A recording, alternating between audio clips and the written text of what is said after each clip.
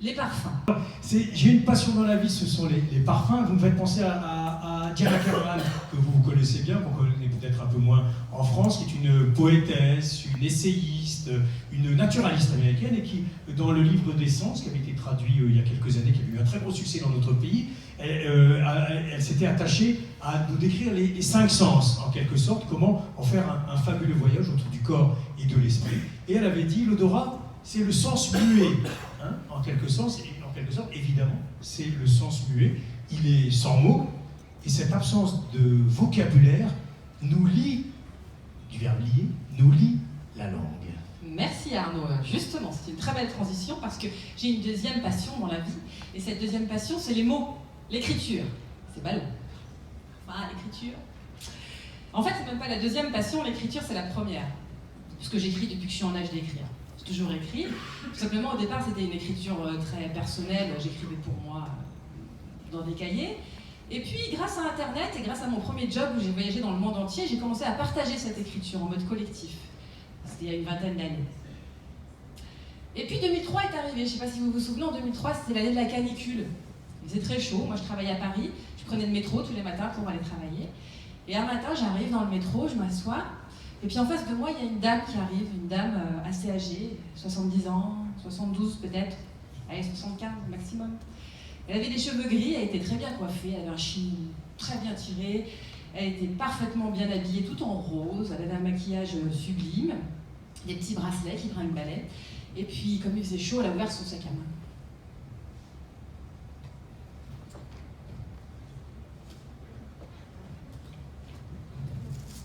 Et elle a sorti un éventail. Voilà. Et puis, elle a commencé à se faire un petit peu de vent.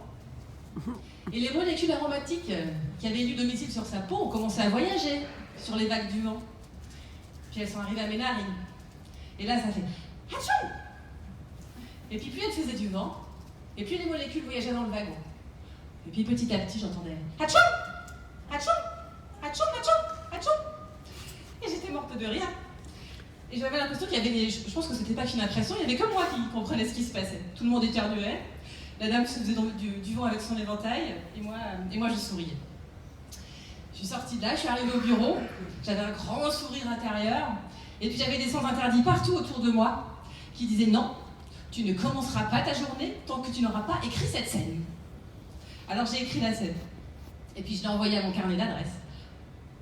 C'était la première fois que j'envoyais une scène qui se passait à Paris à des gens qui étaient à Paris. D'habitude, je faisais ça de l'autre bout du monde. Bon, c'était encore une étape dans l'écriture. Et puis cette scène, elle est restée en dormance dans un dossier, dans un tiroir, elle a dormi pendant 2 ans. Et puis 2 ans plus tard, je me suis dit, mais cette scène, elle était à la frontière entre fiction et réalité, et pourquoi je n'essayerais pas une fiction? Pourquoi je ne tirerais pas le fil et je ne commencerais pas à écrire une fiction en partant de cette scène? Et donc je l'ai fait, j'ai commencé. Et j'ai découvert le bonheur incommensurable de la liberté qu'offre la fiction. Parce qu'il n'y a rien à prouver dans la fiction, il y a juste à être, à ressentir et à tailler les mots pour partager ce qu'on vient de ressentir. Et j'en ai écrit 70 pages. Mais au bout de 70 pages, je me suis retrouvée coincée, un peu frustrée. Parce que j'étais en train de parler d'un sens muet, où l'absence de vocabulaire nous lie la langue. Et parce que j'y connaissais rien en parfum, en fait. Donc 70 pages, c'était pas mal déjà, mais j'avais envie de creuser mon sujet, d'aller plus profond. Et donc je me suis dit, je vais chercher du travail dans le secteur. J'ai rédigé un petit CV, un joli petit CV, une lettre de motivation, j'ai envoyé à la terre entière. J'ai reçu des jolies lettres négatives qui me disaient « Ma petite dame, vous êtes bien gentille, mais vous n'avez aucune expérience dans le secteur, donc on ne va pas pouvoir faire grand-chose de vous. » Quand je recevais une réponse, enfin bref, ça ne voulait pas. Quand ça ne veut pas, ça ne veut pas. J'ai archivé, j'ai dit « Bon, qu'est-ce que je vais faire de ma vie ?» J'en ai marre des grands groupes, j'ai envie de donner plus de sens à ce que je fais. J'ai monté mon entreprise. J'ai créé une entreprise où j'avais une boutique en ligne, je vendais des cosmétiques bio et des huiles essentielles. Les parfums, les huiles essentielles. Vu d'ici, on voit bien le lien. Mais à l'époque, je ne le voyais pas encore. Je n'avais pas assemblé les pièces du puzzle. Les huiles essentielles, à l'époque, pour moi, c'était de l'aromathérapie. C'était la chimie des huiles, c'était pour se soigner les bobos du quotidien, c'était passionnant. Mais je n'avais pas encore fait le lien avec les parfums. Et puis 2011 est arrivé. Et en 2011, j'ai suivi une formation en olfactothérapie. Et là, j'ai découvert qu'en fait, les huiles essentielles, elles avaient aussi des propriétés physiques, pas que chimiques, vibratoires.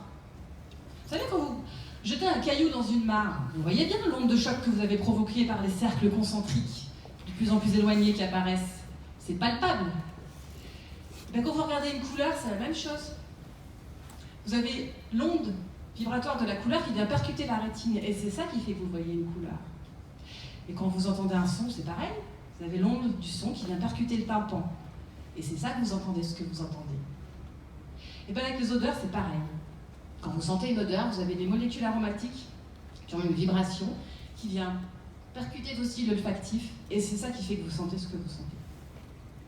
Et vous aussi, vous vibrez, vous aussi, vous émettez des choses en fonction de ce que vous êtes, de ce que vous ressentez, de comment vous vous sentez, de ce que vous avez mangé, de votre état émotionnel. Et donc tout ça rentre en interaction. Bref, à cette formation en olfactothérapie, j'ai rencontré un groupe de femmes formidables. On a noué des liens très, très profonds et très puissants. On s'est vus tous les mois pendant plusieurs années, une après-midi entière, on passait à sentir des huiles. Et ça m'a donné une nouvelle matière première, ça m'a donné de quoi continuer l'écriture. Et je suis passée de 70 à 150 pages. Et dans ce groupe, il y avait une femme formidable qui s'appelle Valérie Autard, qui est née MEZ, vous savez, c'est un métier. Elle a plus de 30 ans d'expérience, elle a une compétence hallucinante dans le domaine, elle a une sensibilité créative magnifique, et c'est quelqu'un qui est d'une grande générosité. Et Valérie m'a aidée à créer les 4 parfums des 4 personnages principaux du roman que j'étais en train d'écrire.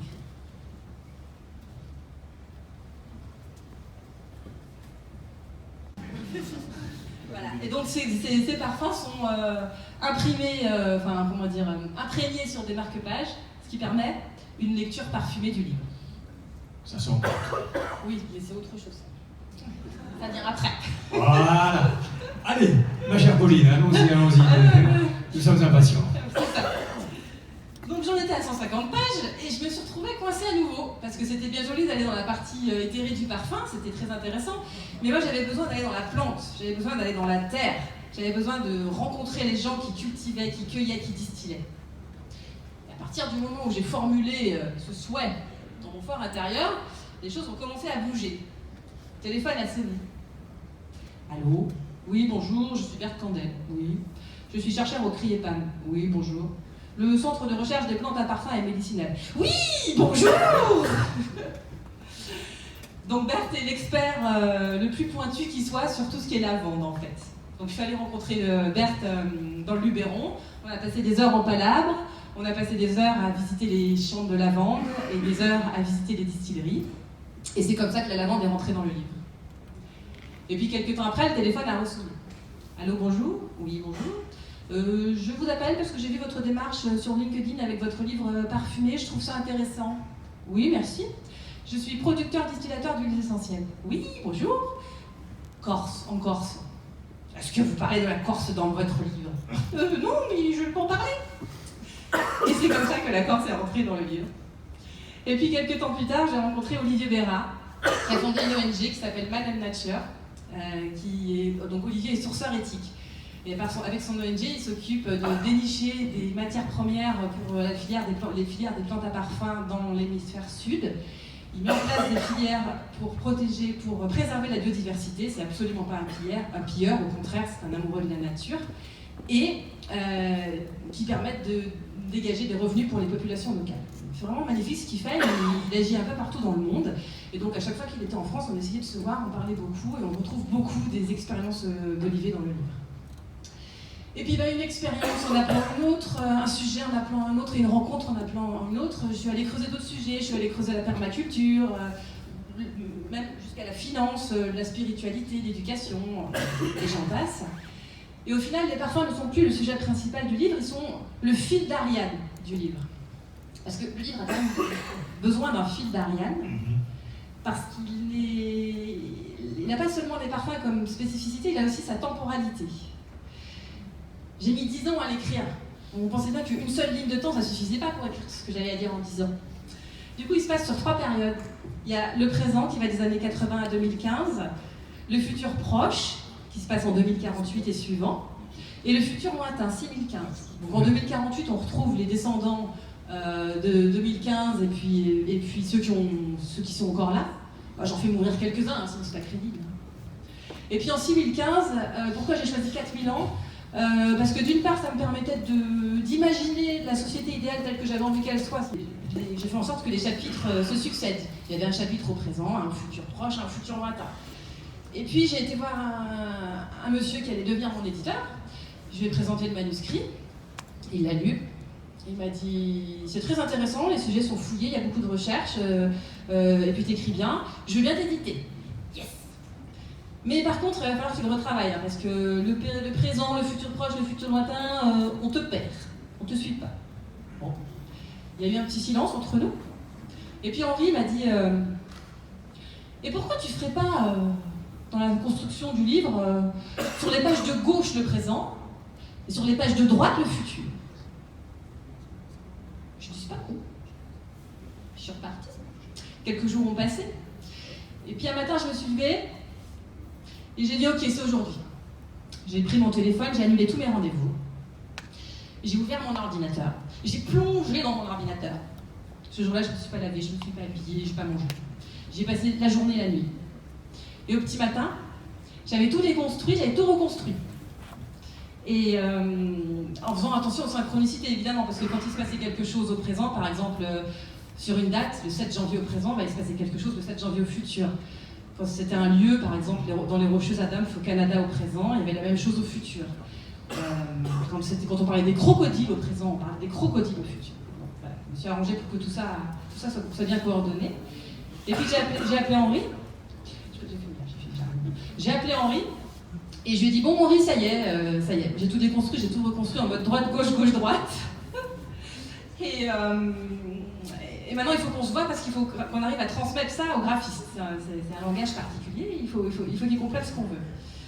Et donc on s'est vu avec Henri, on a ouvert l'ordinateur, on a plongé dans l'ordinateur. Au bout d'un quart d'heure, Henri a levé la tête et il m'a dit, non mais là c'est trop compliqué, on va jamais y arriver, on laisse tomber. Donc là, j'ai regardé Henri et je lui ai dit, mais si Henri, on va le faire. Et on l'a fait. Et on l'a fait. Pauline Dumail, La vie est un parfum, respirez-la. C'est aux éditions Kawa, ce qui ne manque pas de sel. Voilà, on l'a fait déjà. Les éditions Kawa, ce qui ne manque pas de sel.